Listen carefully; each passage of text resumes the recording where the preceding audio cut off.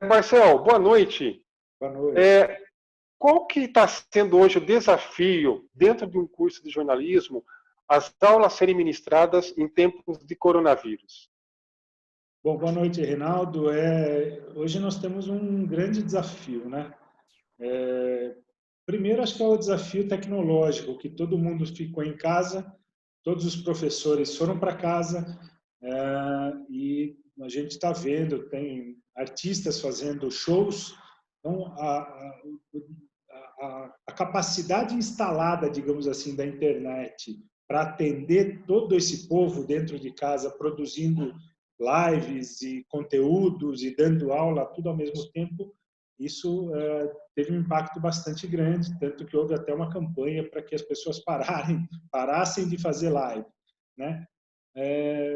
Do ponto de vista educacional, acho que assim a gente pode dizer um pouco que havia as universidades, havia as faculdades, as instituições de ensino preparadas para isso, que tinham já o ambiente de EAD, né, de educação à distância, prontos, os ambientes prontos, e aqueles que não tinham, né? Aqueles que tinham, eles de certa forma já tinham um ambiente, já tinham um treinamento, o pessoal treinado para isso, né? E às vezes até mesmo os próprios alunos treinados para isso, né? Isso eu acho que contribuiu bastante, que de um tempo para cá o MEC, né, o Ministério da Educação, permitiu que parte do conteúdo ministrado num curso de uma graduação, por exemplo, presencial, pudesse ser ofertada à distância. Então, eu não vou lembrar, acho que talvez era 20%, 30%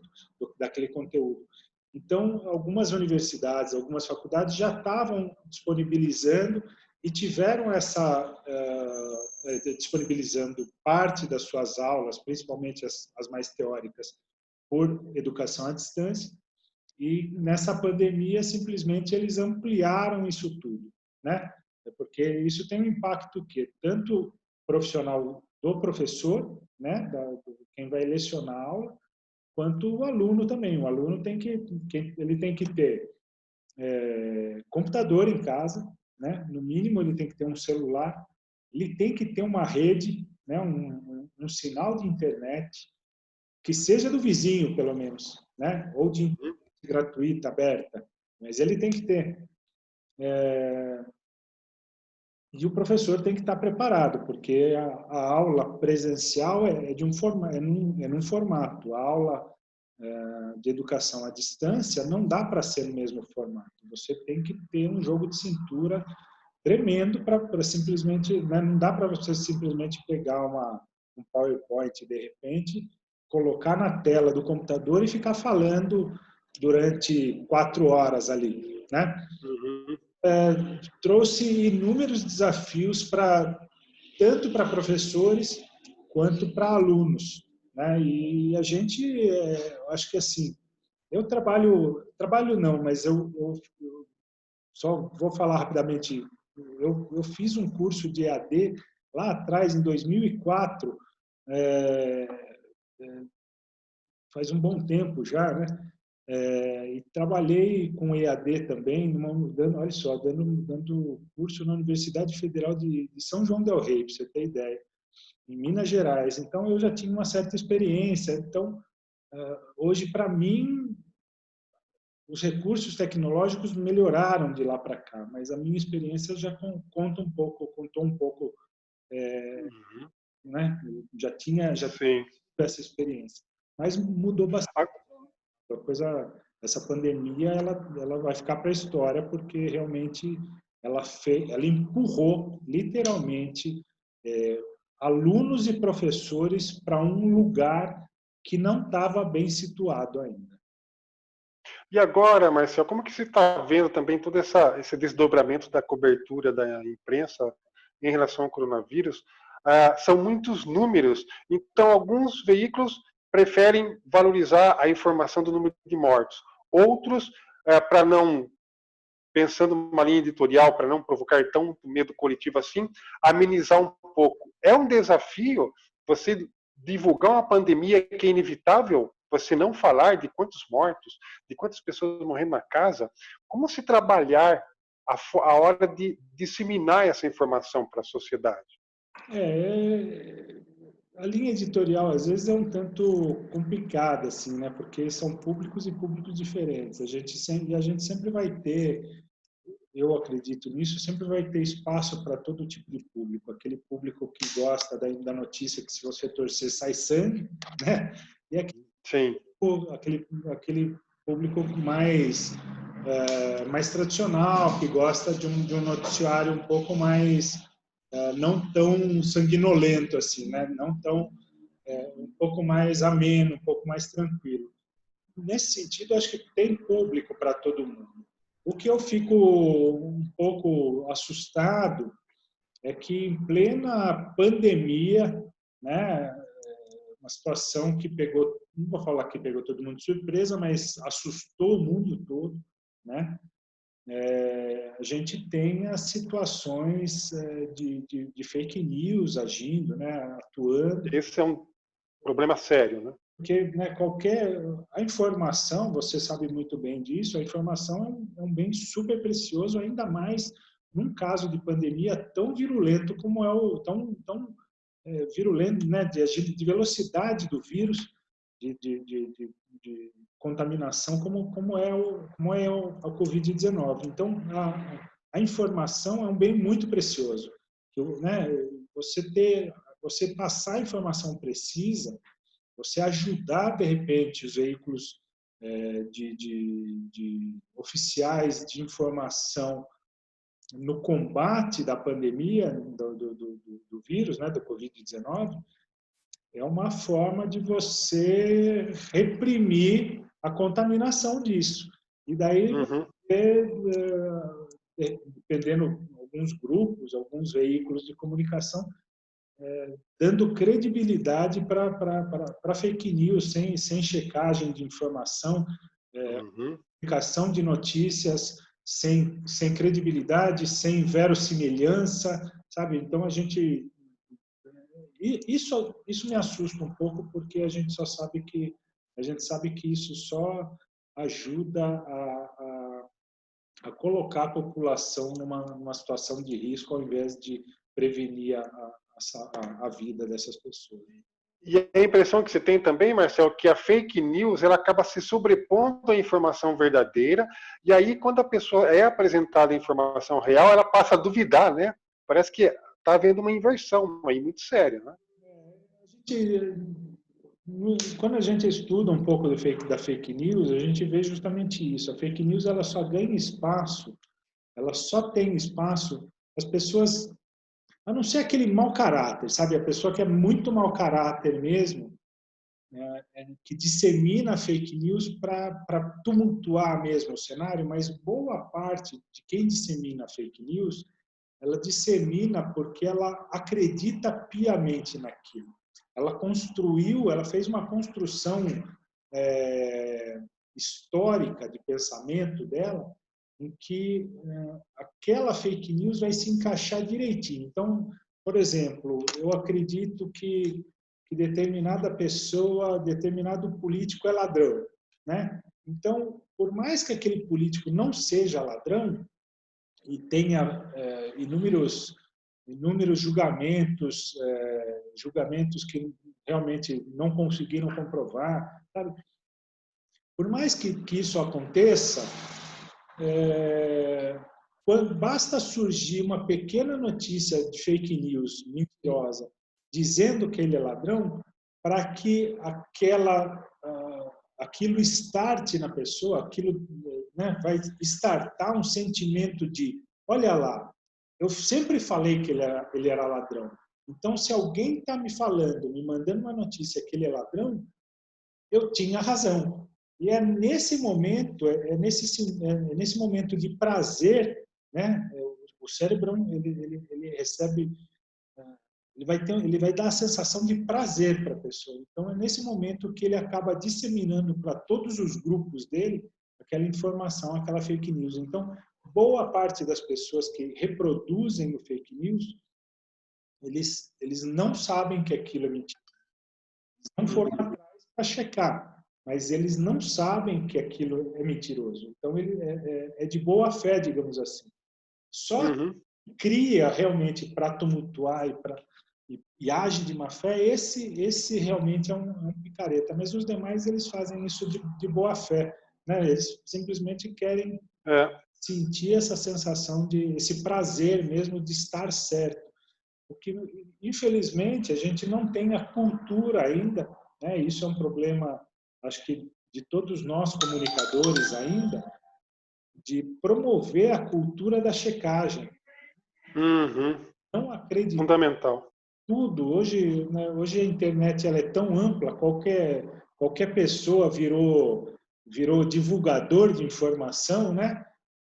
Que infelizmente a gente chegou nesse cenário em que qualquer pessoa, assim, eu só preciso me posicionar. Eu acho legal que a internet trouxe uma democratização para as pessoas. As pessoas têm direito à fala agora, elas podem falar, expressar seus conteúdos, só que parece que nem todos absorveram a responsabilidade social que uma divulgação precisa ter, né? Que está Uhum. no fato de você ligar uma câmera e falar com a população que está do lado de lá. Né? A gente, como Uhum. comunicador, como jornalista, a gente sabe o quanto isso é, é assustador, é importante, porque se você dá uma informação errada, milhares de pessoas vão absorver aquela informação, muitas vão desligar o computador, vão desligar o celular e vão ficar com aquela informação. Né? Então, a responsabilidade social para quem fala com o público, ela tem que ter. Infelizmente, isso não aconteceu no mesmo passo. Então, compete a nós, jornalistas, comunicadores, a cada vez mais preparar a população, né, treinar a população para que desenvolva uma cultura de checagem de informação. Acho que esse é o nosso papel a partir de agora. Para concluir, Marcel, como que você hoje analisa a nova geração de estudantes interessadas em frequentar um curso de jornalismo aí na Uniso, uma universidade tradicional de Sorocaba, que tem toda uma estrutura para oferecer o melhor para os estudantes? Como que eles estão recebendo o curso, essa geração high-tech, nesses tempos virtuais, comparado com 15, 20 anos, mais ou menos? Não dá, eu falo que não dá muito para comparar, Reinaldo. A gente naquela época, né, há 15 anos, era praticamente o início início não, mas já tinha avançado um pouco. A gente estava, na verdade, na época do e-mail ali, né? Verdade. Era Hoje o máximo. hoje está tudo muito tumultuado, né? Essa tecnologia ela tá muito ágil, ela agilizou muito a questão da informação. Então, o jornalista de hoje, o estudante de hoje, ele já é um estudante, na verdade, uma pessoa que nasceu nesse ambiente ágil da internet, né? Ele não é diferente da gente, que nós começamos no analógico e passamos para Uhum, o digital. Eles já estão no digital desde o começo. uhum. Assim, é um tanto diferente, porque alguns deles, eles chegam querendo fazer jornalismo achando que é algo muito próximo de virar influenciador digital, né? O que não, a gente sabe o que não é, né? O influenciador digital, ele propõe bastante a comercialização, a venda de produto. Ele usa uma determinada marca incentivada por uma marca de camisa, vamos dizer assim, na tentativa de vender e tentar lucrar com visualização, com a venda do produto, com a publicidade no vídeo. E o jornalismo, ele não tem que ter essa preocupação de lucro. Ele tem que simplesmente fazer o papel dele, que é tentar contar as verdades, pelo menos a verdade do lado de lá, a verdade do lado de cá e a verdade que como ela é, né? Então, Uhum. a gente, por isso que eu falo, é uma certa diferença, mas eles têm, isso acho que é muito vantajoso, eles têm um cabedal de utensílios, digamos assim, de possibilidades de fazer comunicação que é tremenda, né? A pessoa Uhum. com isso aqui na mão, Nossa, gente do céu. Olha, né? A nossa redação de antigamente, uma máquina fotográfica, uma máquina de datilografar, uma câmera Betamax gigantesca é isso é gigantesca. e uma ilha de edição estão aqui, ó. Como que pode, cara? Pois é, tá tudo aqui e, aí, e mais ainda, e coisas mais, né? Programas principalmente para o pessoal de TV, aqueles programas de efeitos, effects, tal, tá tudo aqui. A gente Tudo. Tem um monte de aplicativo, né? Para efeito. Cara, você faz tudo. 50 profissionais em cada redação para fazer tudo acontecer, tá tudo aqui. Então, esses alunos hoje, eles têm que ser essa multiplataforma gigantesca para dominar essa ferramenta, essas milhares de ferramentas que estão aqui dentro e para fazer, digamos assim, eu acho que nisso não mudou, né? Fazer o básico do básico de comunicação e que lá atrás já, né? Quando foi conceituada a comunicação, era o emissor, a mensagem e o receptor. Uhum. Isso praticamente mudou a ferramenta, mas Mudou.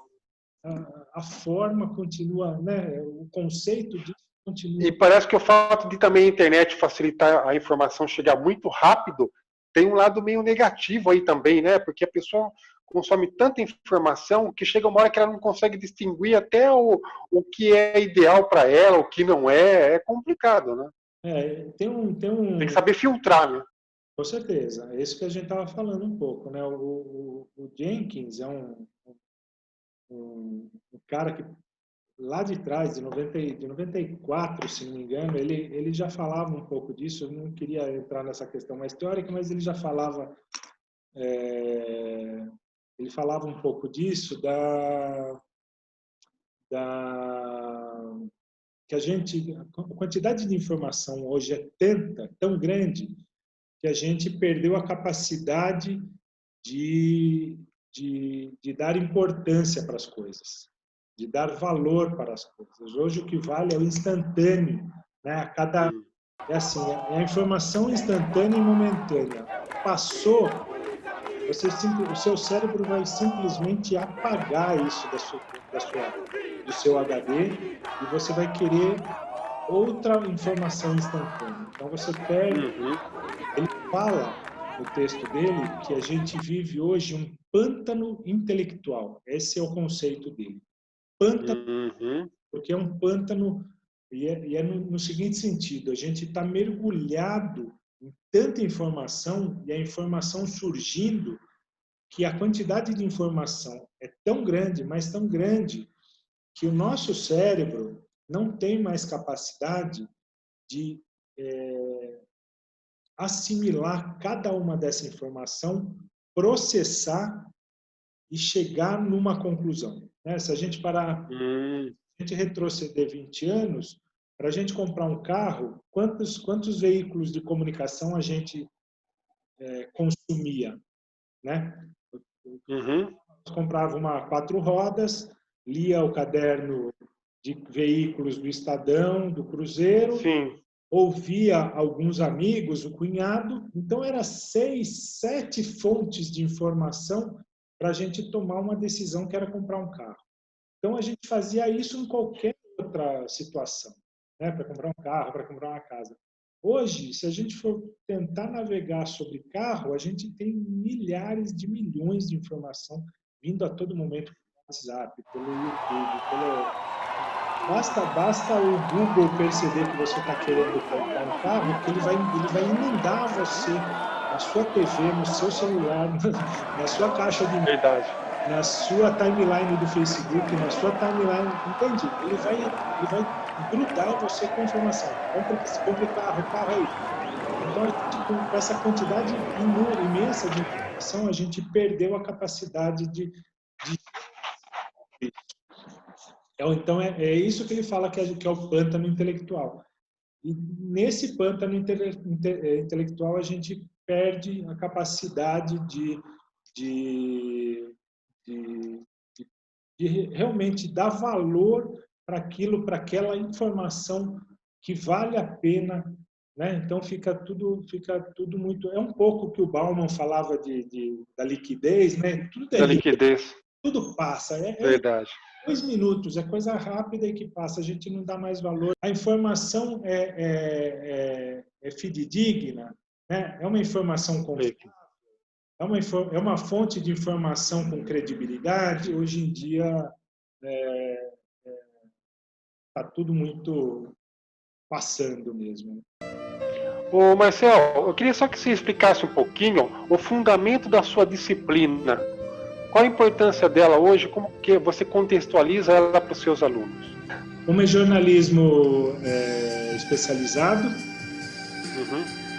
que fala das especializações de jornalismo, né? E a outra é muito mais prática, uma disciplina chamada jornalismo impresso, né? Que é a prática do jornalismo impresso, ou seja, para a gente pensar o jornalismo como política editorial e colocar a mão na massa. Então, eles vão literalmente produzir jornais nas ferramentas disponíveis, né? Entendi. Hoje, nesse semestre, dando essas duas disciplinas. Ô Marcel, queria agradecer a sua participação, professor jornalista e professor da Universidade de Sorocaba, da Uniso, Marcel Stefano, né? Ele que vem aí nesses minutos aí procurando mostrar para você aí, espectador da S-News, qual é o fundamento do jornalismo, né, a disciplina dele do jornalismo especializado e a prática do jornalismo impresso, ele que abordou também a questão da fake news, né, como é importante você saber diferenciar uma coisa da outra, e o desafio do jornalismo hoje é justamente trabalhar de uma forma muito mais integrada com outras tecnologias e ao mesmo tempo enfrentando as fake news aí que acabam atrapalhando o processo de assimilação da informação. Obrigado, professor, pela participação. Desejo muito sucesso para você aí e que essa grande responsabilidade sua junto aos alunos aí da universidade continue sendo coroada de êxito e méritos pela sua bagagem profissional, que é o que essa nova geração ainda pode assimilar da sua formação para justamente entender melhor esse mundo aí do jornalismo, né? Grande abraço aí. Eu que agradeço, um grande abraço para você, parabéns pelo trabalho que vem desenvolvendo ao longo desse tempo todo. Sucesso para todos nós. Um grande abraço, Renato. É isso aí. Valeu. Tchau, tchau.